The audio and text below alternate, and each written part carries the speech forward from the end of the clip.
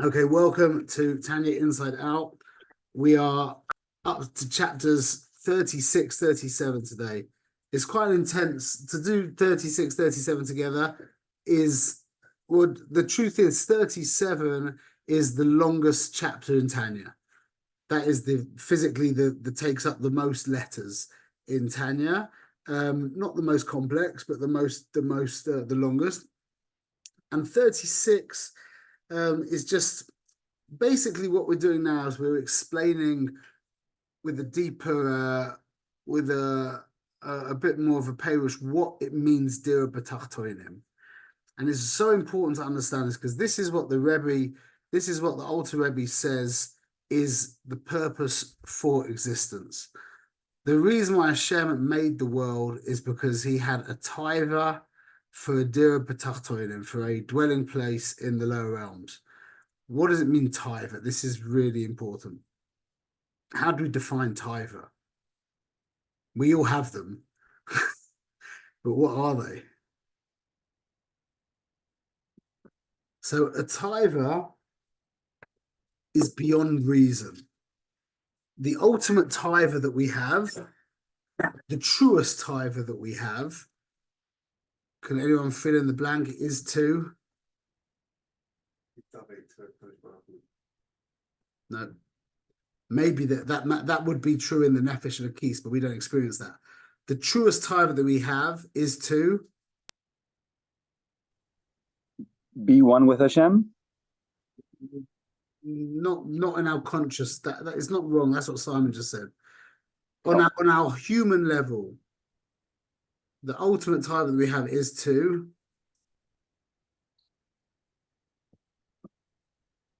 live. That's a taiva. And as we've said many, many times, why do you want to live? I don't know, just want to live. No reason why you want to live. We make up reasons, but that's only because we want to live. That's a taiva. So it means it's something much more real. Like your desire to live is much more real than your desire to have a BMW or whatever tickles your fancy today, which might be different tomorrow. That's really real. So like, our wives turn around and they say, I want this new dress. And you just bought a dress. Like why do you need another dress? And they've got no reason. And so you think it's silly, but it's the exact opposite. Because they don't have a reason, it's not silly at all. It's them. It's really an expression of who they are. That's what it means, a taiva.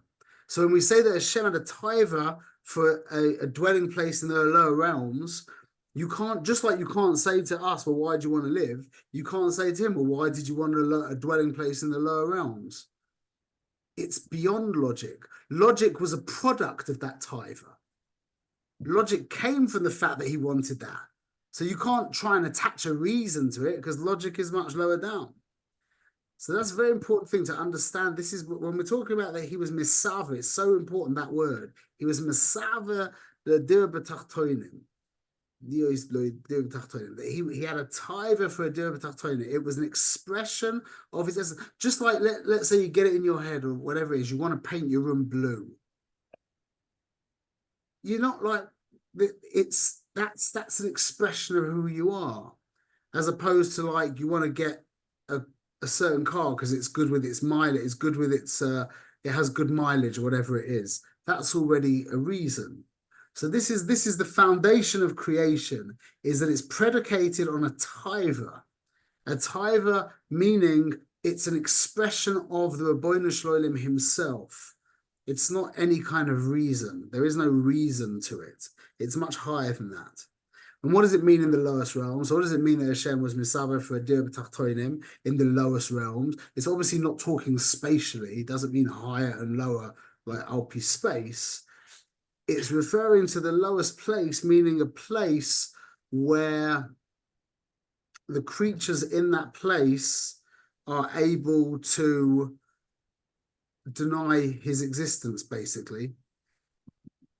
a place where there's so much klipa and sitra achra that the sense of selfhood has become so intense that the creatures of that realm are actually able to deny the existence of him.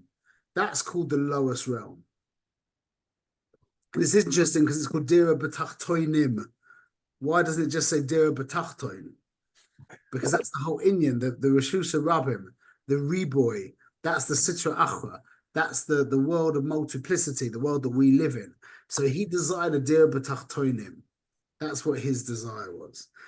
Now, what is the means that Hashem created that allows us to bring him into his world?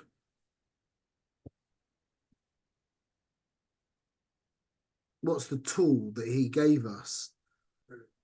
Yeah, Torah and mitzvahs. That is how we unite the infinite creator with the finite world. That's how we give him his Dira B'tachtoinim. Okay, so that was basically an overview of the class. So let's jump in now. So there's what's called the Seder Hishtalshlus. This is a very important concept in Chassidus Chabad. Seder Hishtalshlus. Hishtalshlus is referring to a chain. So it's like a chain. It's referring to this chain-like downward chain. Now, the very important point of a chain is that the top part of a chain, the top link of a chain, is made of two things. It's made of itself and the bottom part of the link above it. The middle part of the chain is exclusively itself, and the bottom link of that chain is made of itself and the highest link above that. And that's exactly how it works. That's exactly how it works. That the higher level enters into the lower level. And then the lower level enters back into the level below that. The lowest level of that lower level. And it goes on and on. And that's what it means Seder Hishtalshlus. So the worlds come down in that Seder Hishtalshlus until we end up. Now, I'm not sure about this bit that I'm about to say now, because there's contradicting things from what I've seen from the Alter Rebbe, and it appears to me that the physical world as we see it, Shan Gavril, the physical world as we see it is actually a chiddush, not from the Seder Hishtalshlus. But I've heard too many times the opposite of that to say that with authority. The traditional most common way of understanding it is that the worlds come down and down and down until we end up with this physical phenomenological world of our senses that we inhabit, which is our day-to-day world. But the point is that this low world is a place that proclaims that it itself is an independent ontological reality. It exists because it exists. And it's that realm where the Rabbeinu Sholem, so to speak, wants to come into. And there's a lot, we'll talk about that. Now, that is called transforming the darkness into light. The darkness of this world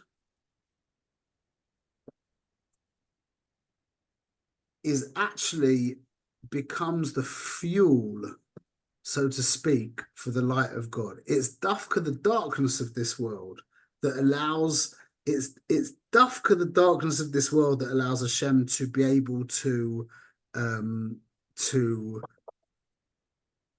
merge, fuse with this world. Why? Because all the higher worlds they have varying levels of transparency. Every world above our world, when you look at that world, so to speak, you're very aware of the creator. They're transparent, and they get more and more transparent until it's seamless, which is like a piece of glass, mamash, completely transparent. So we go up and up, and the worlds get more and more transparent. That's not very godly, because those worlds basically proclaim, I am not an independent reality. I am a nivra. I am being created by the creator. I am a dependent reality. That's the opposite of God. God is an independent reality. So these worlds are actually, in a sense, much more different to God than our world, because our world says, I am an independent reality. You look at this world and it doesn't say, oh, I'm being created by God every second. It doesn't say that. You look at this world and it says to you, I created myself, in a sense. I mean, you've got a lot of chevra in the world right now who tell us that the world created itself or whatever. That is very godly. You with me? That is very godlike. This world is godlike in the fact that it has Elohim Acherim. There's not Elohim Acherim in other worlds.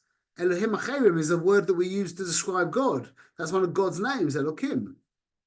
So this world is a world of Elohim Acherim, meaning that is very godly, and that is the darkness of this world. That is dafka, the choshech of this world, the fact that this world proclaims itself to be a davar bifnei atzmai.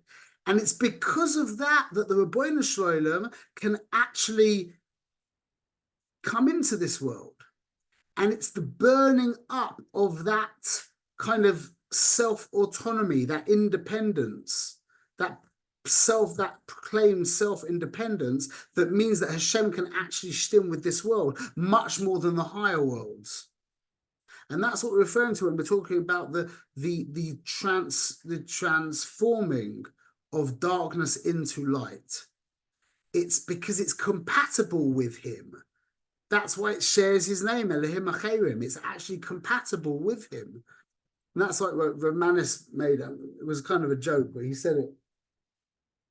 I think I've said it before, is that the fact that we've become so egotistical in this generation, so kind of godlike, we feel ourselves to be so godly, is so that when Hashem finally pulls a curtain away, we'll have a point of reference and we'll go, I thought I was God. Now I understand. I thought it was all about me.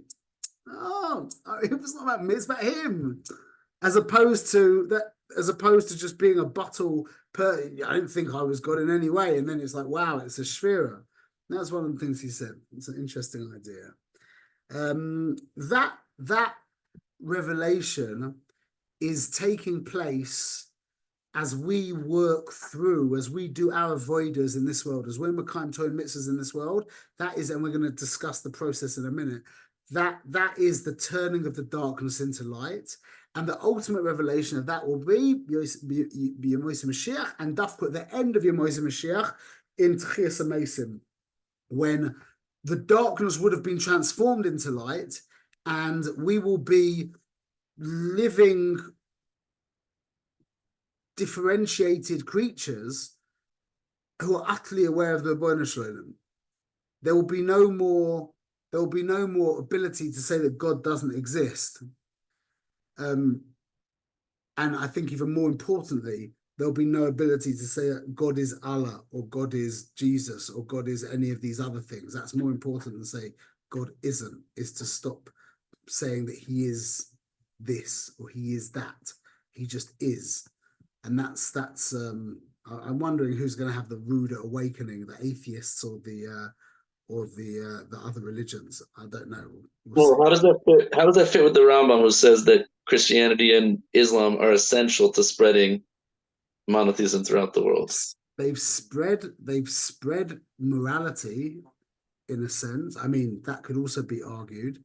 But I suppose compared to because in his day there was no such thing as atheism. There was just like paganism, and like it was even worse. I don't know, but you hear what I'm saying? Like, you could argue with me for sure, but you could also understand that saying that God is saying God is nothing is closer. It's like, sounds like saying God is no thing. That's very holy. Yeah. And it's not like they believe that there is no power. They believe in the power of economics. They believe in the weather. They believe in social climate. They believe in, the elders of Zion. They believe in all these other powers. So in real truth, they're also polytheists in a sense. Maybe what you're saying, again, atheism we know is the most destructive force in history, right? The greatest mass murderers of all time were atheists.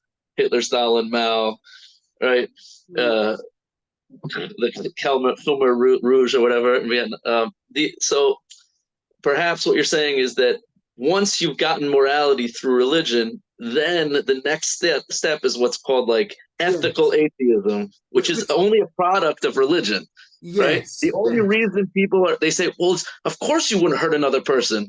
So the reason for that is because you grew up indoctrinated with Jewish values. Yes. Yeah. I got 100%. I'm with you 100%. And part two is that you're wealthy.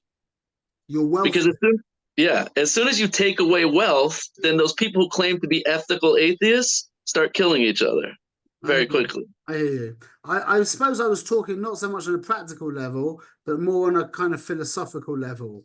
Just the idea of dissolving this idea of God is this, God is that. And that is really like, practically, I don't know what's better or worse. I don't know. The religion has done a pretty good job throughout the ages, causing its fair amount of destruction. You know what I mean? It's not like it's not like the Christians are big tzaddikim generally. Anyway, so there was a time in history when there was this revelation that already took place. Basically, that was called Matan Torah. Matan Torah, Hashem, the revelation at Matan Torah was what I've learned is going to be similar to the revelation that's going to be at the end of days when we go through Mashiach and through Tchias HaMeis and whatever. But the difference is, and this is the Ikka, is what happened when there was that revelation at Har Sinai. What happened?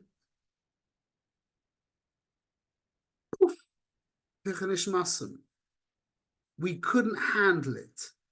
So the difference between the revelation at Har Sinai and the revelation by Yemos Mashiach, Tchias HaMesim, is that we will be able to endure it. And that's taken 3,336 years of torture and of avoida and of all kinds of crazy things, and that's built the kalim that we're going to have now to be able to receive and to experience that awe without being nisbatel, without being nullified into it. So that's basically the difference there. How were we brought back to life when we did get obliterated at Har Sinai? Was with the Tal Torah, the dew, D-E-W of Torah. And I'm not sure what that really is, to be honest. I got some ideas, but I'm definitely not qualified to talk about it. But I think I will mention that it is the same Inyan. Dew is Tal, Tes Lamed, which is Lamed Tes, which is to do with the Lamed Tes Malachas.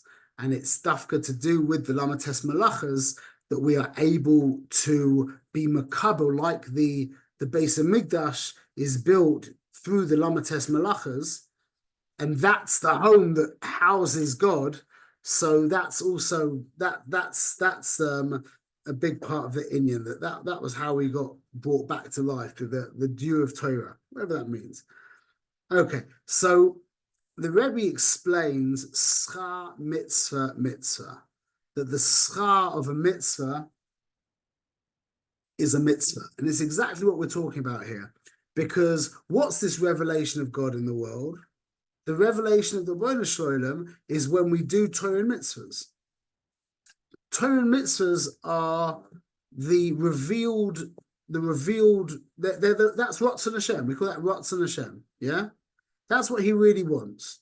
So we can ask the question, why is there grass? And why is there cows? And why is there like stuff you make ink from? Because Hashem needed tefillin. So that's the reason why there's grass and the reason why there's cows and etc. That's one of the reasons why people have hands. The mitzvahs, the creation, we said many times, creation is a means to an end, and the end is the mitzvahs. So we've learned that we've got what's called the Panemius Ratzon, which is what he really wants, or what you really want for its own sake. And then Chetzonius Ratzon, which is a means to an end. So all of creation is chetzonius aratzon.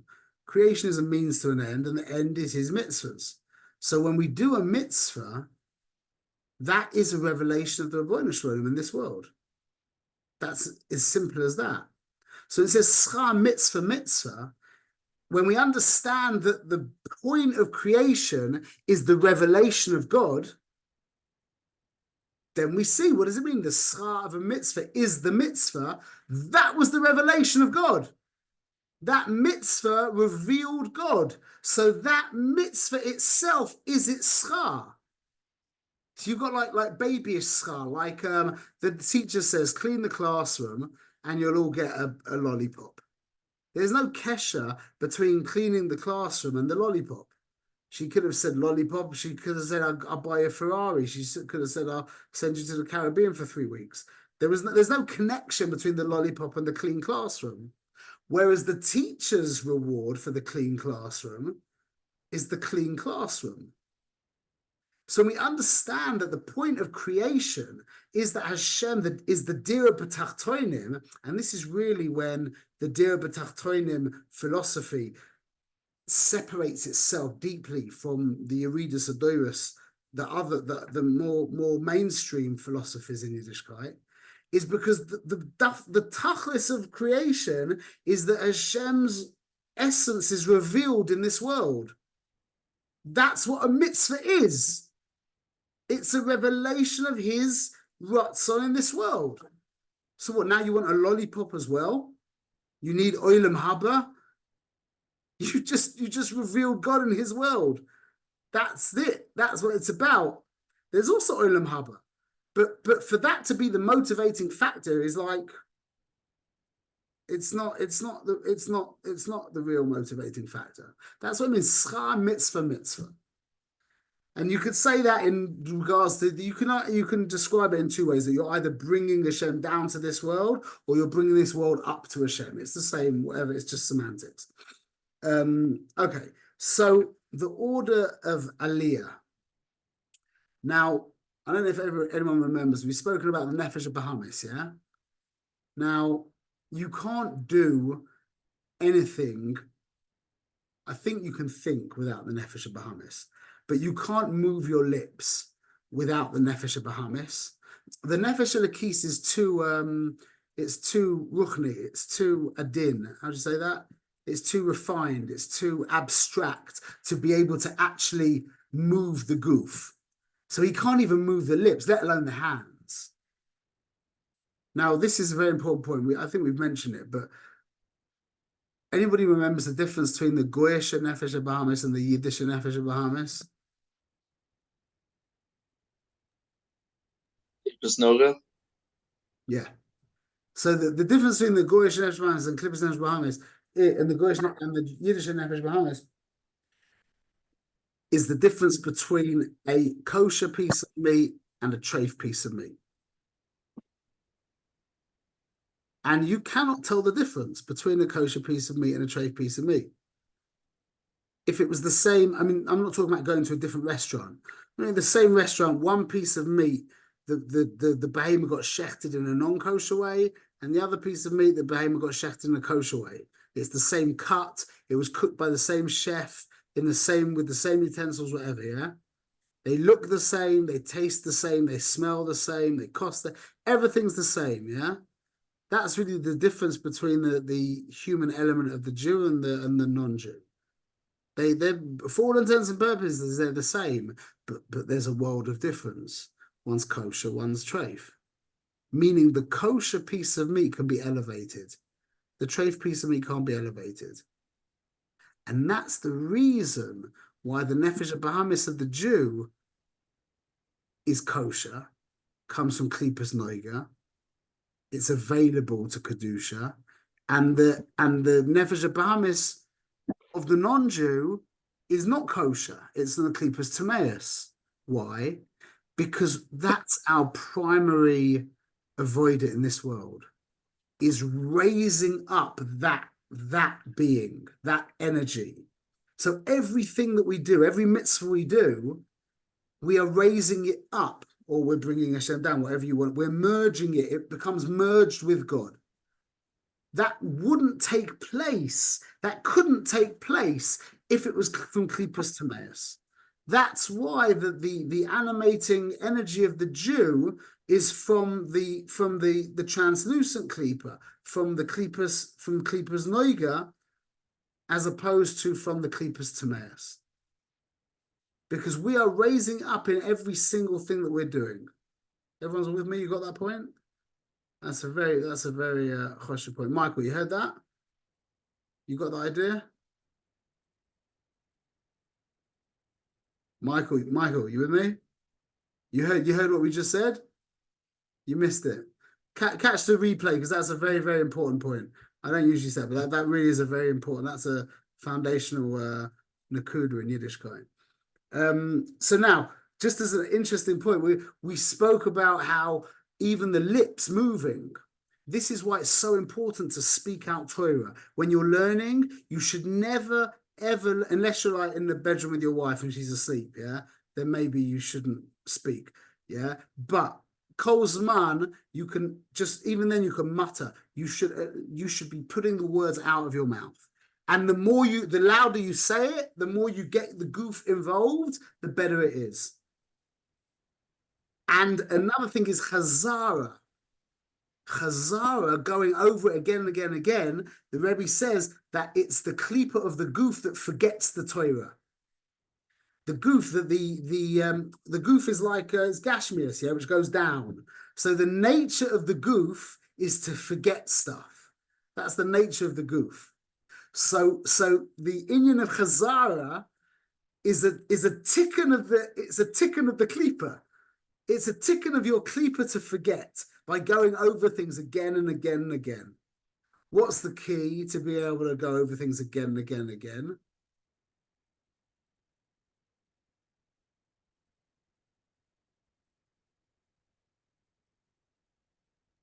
How can we motivate ourselves to be able to chazar the same thing again and again and again and again?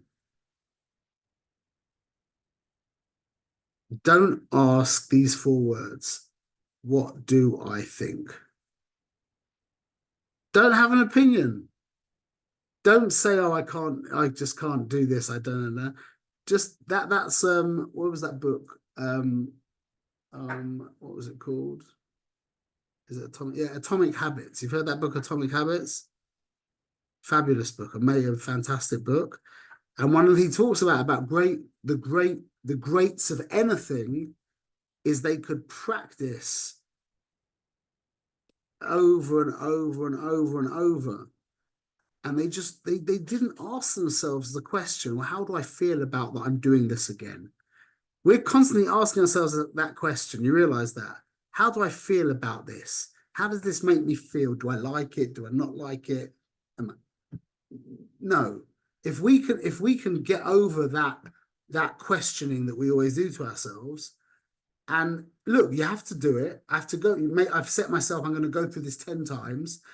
Don't ask yourself the question, how am I feeling about this? And that's a very, very good segula to be able to go through it again and again and again and again. And conversely, if you are asking yourself, well, how do I feel about this? Do I like it? Do I not like it? Yeah, that's a segula for going through it maybe once, maybe not even once. But the Rebbe is kind of highlighting here that there's a big tikkun taking place from Chazara. It's not just that you remember it. It's not just that you become one with it. It's that you're going against the grain of the klipa. You're fixing the klipa because it's so hard. Because the klipa's just sitting there saying, I don't want to do this. I can't do this again. And the klipa forgets as well. So by going through it again and by speaking out louder, you're actually being masakan the klipa more and more. Okay, but then he goes on weiter and he says, not only do we raise up the nefesh of Bahamis, but obviously we also raise up all the food and the drink and the kalim that we're using. Like right now, if you think about what's going on, there's 6 of us here. Yeah, we're all using computers. And what? Oh, and yeah, little computers.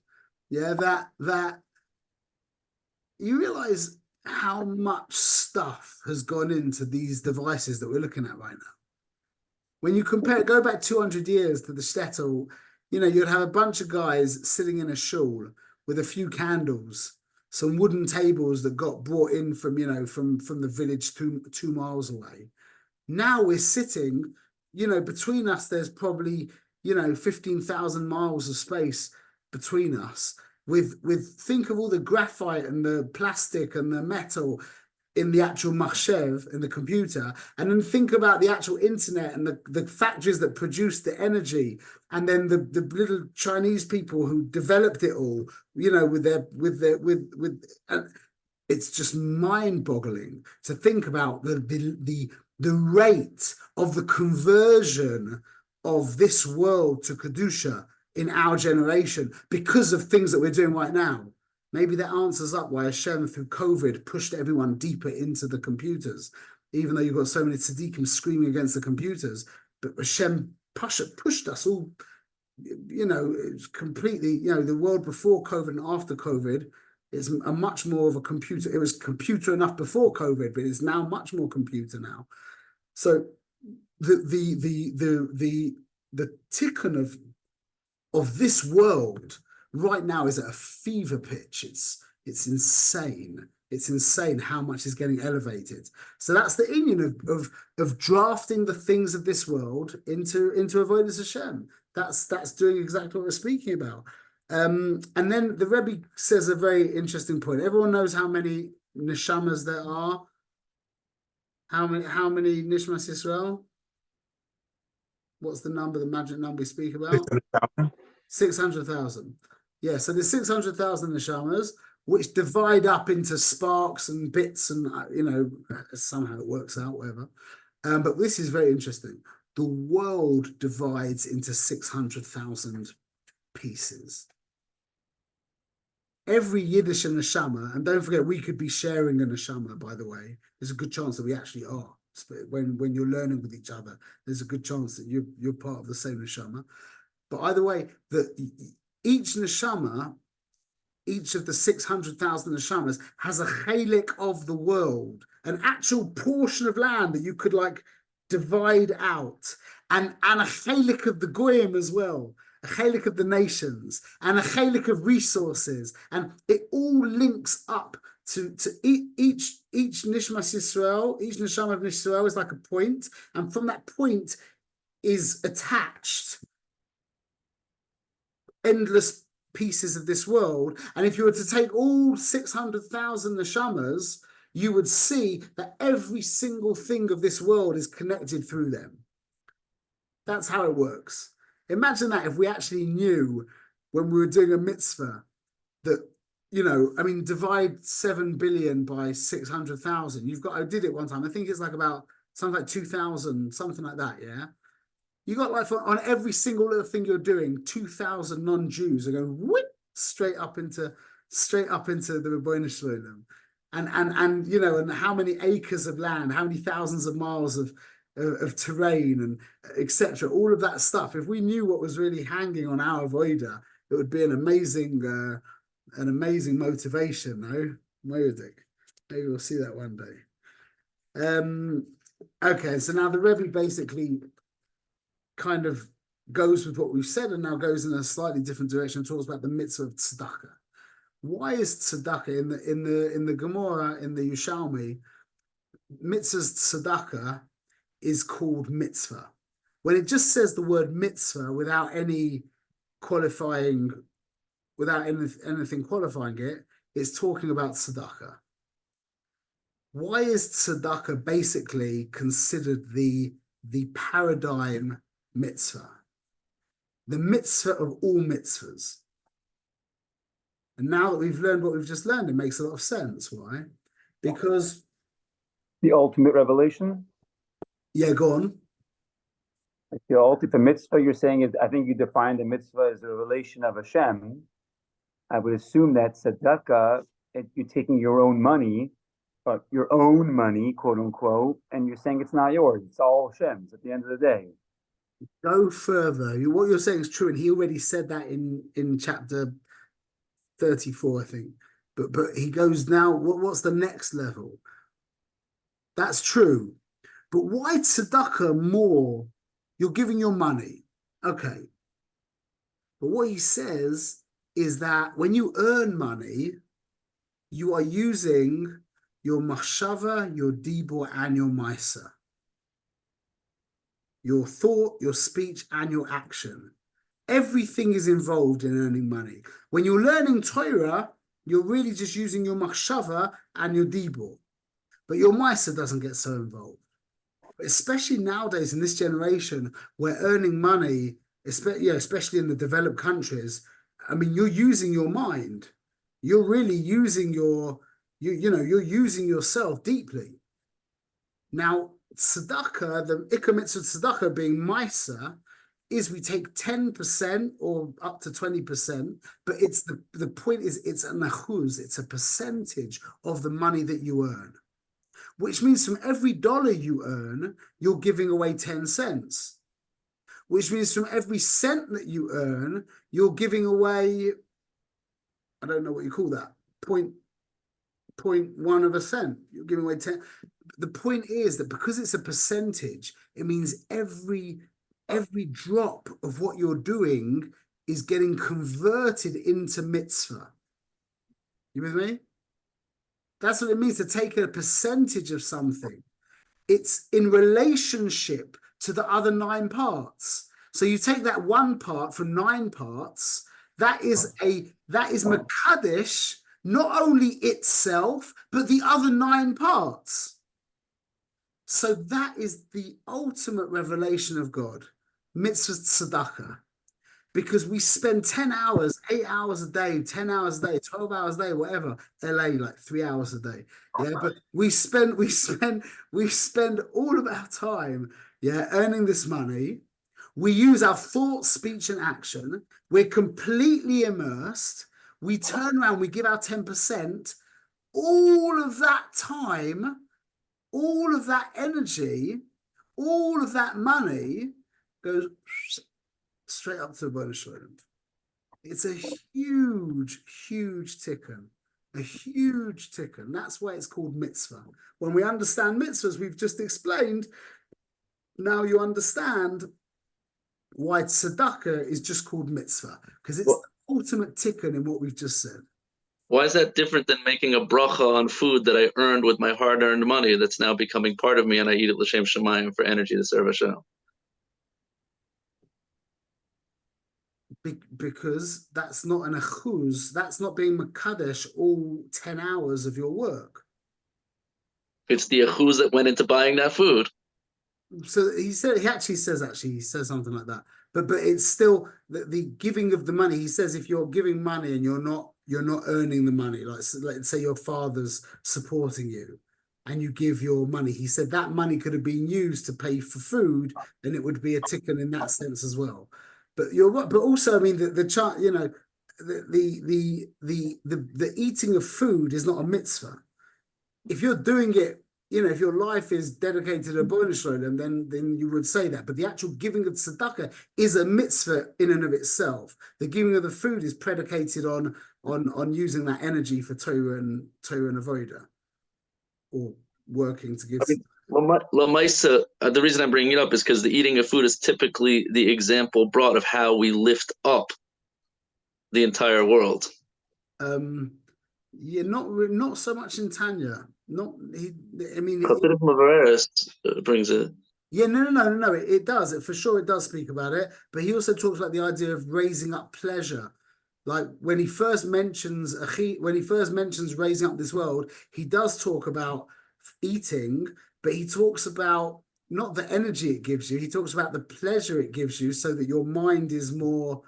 Go back to chapter 6. You see what he's saying? Your mind is more open to learning and things like that. And then he talks about like esrogim and clough for the mezuzah, and he talks about lots of eating for energy. He doesn't put a dagish. He does speak of it. He doesn't put like a dagish on it.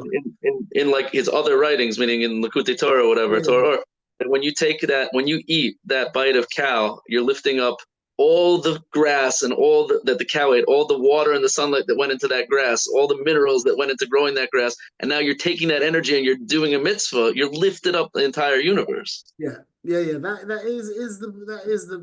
like the most, like you said, it's the most accessible way of understanding it, at least. But in the Tanya, he doesn't go into it too much. So look, we've got now we're in a. This really could be a class by itself. We're going to say this quite quickly, but we're going to say some very profound ideas quite quickly. And it's a whole class unto itself, but I'm going to say it quite quickly. I think we'll be okay. Okay, basically the Rebbe now goes into a discussion about what's better, doing mitzvahs or learning Torah. And he gives us, in this chapter, I actually wrote an essay on this, and I think I found throughout the whole Tanya, there's 6 advantages of Torah over mitzvahs and 1 advantage of mitzvah over Torah.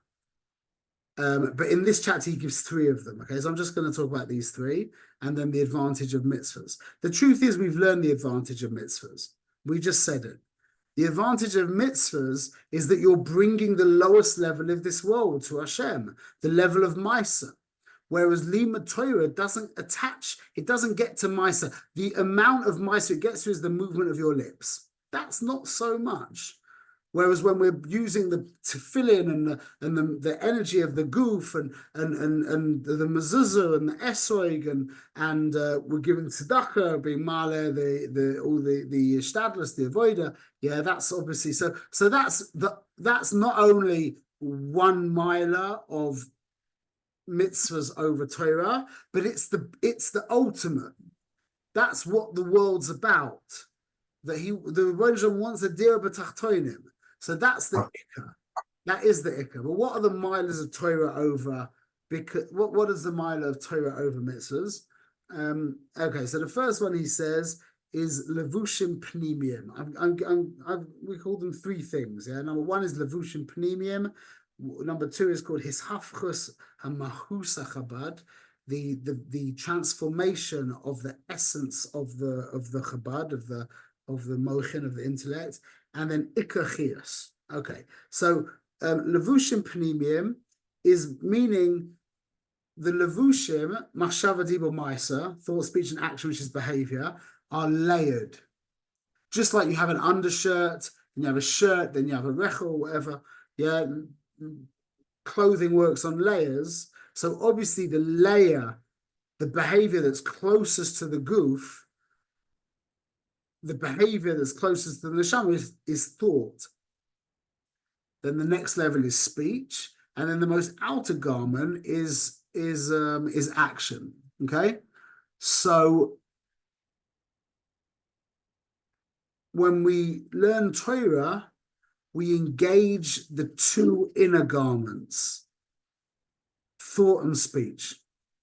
When we do mitzvahs, primarily, we are engaging the lower garment of action.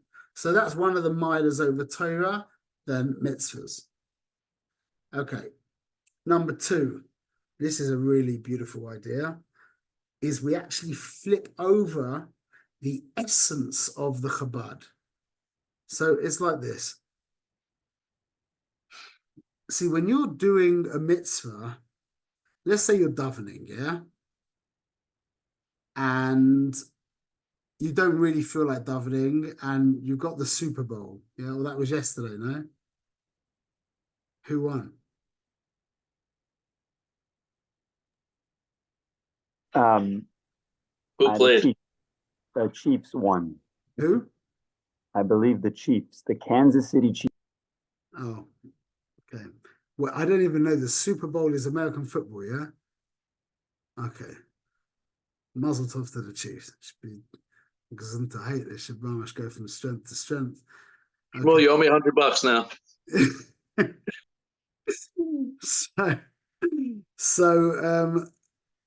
Yeah. So let's say you wanted to go and watch the Chiefs play with the other team, yeah? But you had to daven. So you force yourself to daven. But Kolzman, you're davening, your midas want to be with the Chiefs. You're in shul, but your heart is with the chiefs. You're forcing your heart to daven. I mean, he's sitting there with you, but he's there like going, "Oh, I just want to get out of it. Let's just do this quick, and we'll go and we'll be watching the game." Yeah. So you didn't really change over the midas. When you do a mitzvah, you force your heart to do the thing, but it doesn't change the heart. The heart's still by the pizza or with the Chiefs or doing whatever he's doing. Yeah, you with me? So you can do a mitzvah, but your emotions are in a different place. That's not the same when you're learning Torah. When you're learning Torah, your mind becomes the Torah. The Torah becomes your mind. It's a different thing. And we've got a moshel in our generation, an amazing, amazing moshel, yeah? Everyone knows, like, computers work on what's called binary form, I think it's called. Yeah, binary form means that everything you see in a computer is always a series of on and off switches. The screen you're seeing right now with the 300 million colors that you're looking at right now is a series of like squillions and squillions of switches switched to on, off, on, off, on, off. That's how it works. Everything boils down to on, off on a computer. Actual switches, physical switches, they're really, really small, yeah? And they fit millions and trillions of them in like teeny little places, but that's how it works. It's on and off switches. Whether you're looking at letters or numbers or colors or images, whatever you're looking at, yeah, it's always, you could always boil it down to an endless line of on, off, on, off, off, on, off, on, off, on, off, off, on, off, off. You with me? Everyone understands that concept? Once you understand that concept, now this is a very, very good marshal. Everyone's with me right now? So every piece of information on a computer can always be described as a series of on, off, on, off, on, off. Now that means that the information, call that the software, and the hardware, which is the switches, is the same thing. You wouldn't say, when I have the switches configured like this, you get this picture. Now, when I change this switch, by definition, the picture changes, because the picture is a manifestation of the configuration of the switches. That's all it is. So if you change the picture, the switches are changed. And if you change the switches, the picture's different. They're the same, it's the same thing. You with me? That's what it means. I love that moshel. I think the Alter Rebbe would have fallen in love with that moshel. That's what it means. His hafchus hamahus hachabad. The transformation of the essence of your seichel, of your moichin. It's the same inyan, is when you're learning Torah, and you've learned this Mishnah with Rabbi Lazar and Rabbi Yehuda, and your brain forms in a certain way, in a certain configuration. And when you change the information, your brain reconfigures and forms into a different formation. It's not like when you're davening and the midas want to go and eat the pizza or want to watch the football. You're davening and you're forcing the midas. But when you're learning Torah, the actual chabad of the brain becomes the Torah. Everyone got that? You're saying because your brain is a tool that has no will of its own, it forms to whatever it is that you're putting into it. that's one part, and the other part was the way that we described the relationship between information and the hardware. But They're it's one not and unique. It's not unique to Torah. It's just unique to brain. exactly. Yes, yeah, you're right. But that's why we're talking about learning Torah.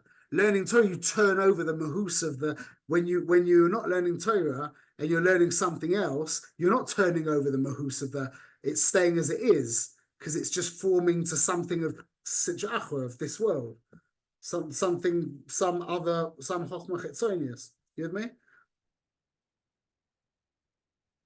And finally, the last one it says is the ikachias is that the energy in your mind, the energy in your brain, basically when you hurt your finger, yeah, you feel it in your brain. That's why I always wondered about that. How do painkillers work? Because as a kid, I used to think that painkillers were like just so clever that they like went into your body and they found where the pain was and they kind of like worked it out. But they don't do that at all. They just go to the place in your brain which feels pain and turns it off. That's what a painkiller is. It doesn't do anything in your body. It does everything in your brain. So there's a place in your brain that feels the pain in the finger, in the toe, in the knee, in the. So when you take a painkiller, the painkiller doesn't, the chemicals don't go to the place in the goof. It just turns off that place in the brain and then you don't feel pain. So the energy contained within the mind is koilel, all the energy of the goof. So when you're touching the Torah, you're touching the, so to speak, you're like hot air is energy, yeah? Hot air is energy. Also, cold air is energy. Like when you take electricity, you can plug in your oven, or you could plug in your air conditioner, or you could plug in your computer. Within that energy, within that electricity, is the potential for heat and cold and light and all the different things.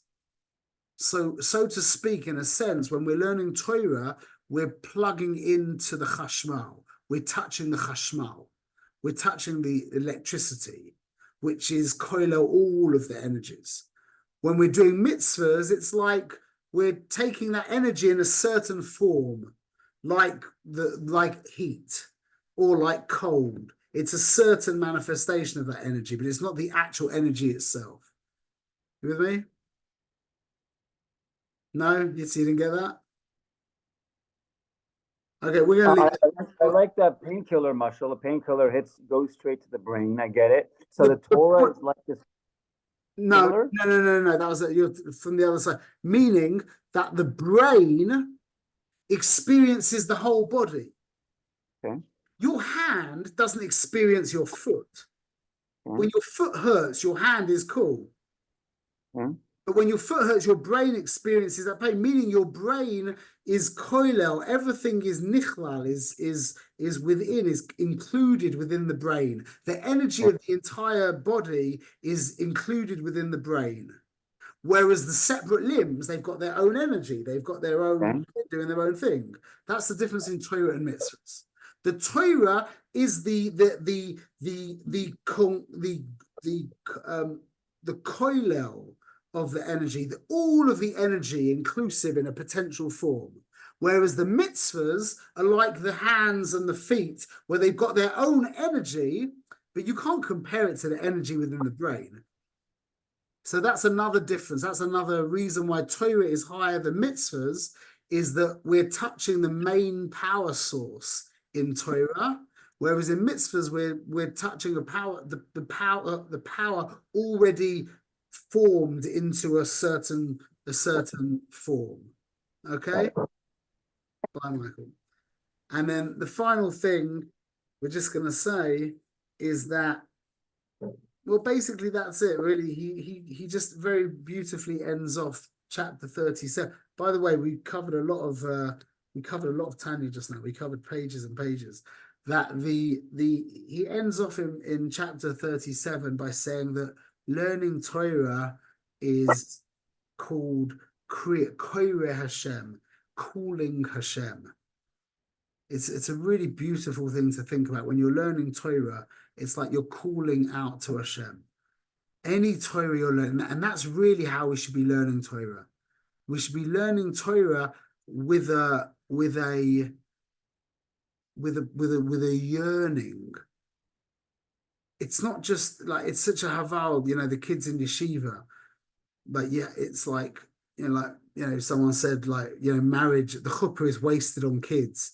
If you knew what, if you knew what the chuppah was, well, once you imagine getting married at 50, 60 years old, and you've been married for 40 years already, and you know what it is.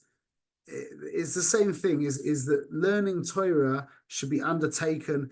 It is calling Hashem. The Torah is names of Hashem. Yeah, that is what the Torah is. It's one big name of Hashem.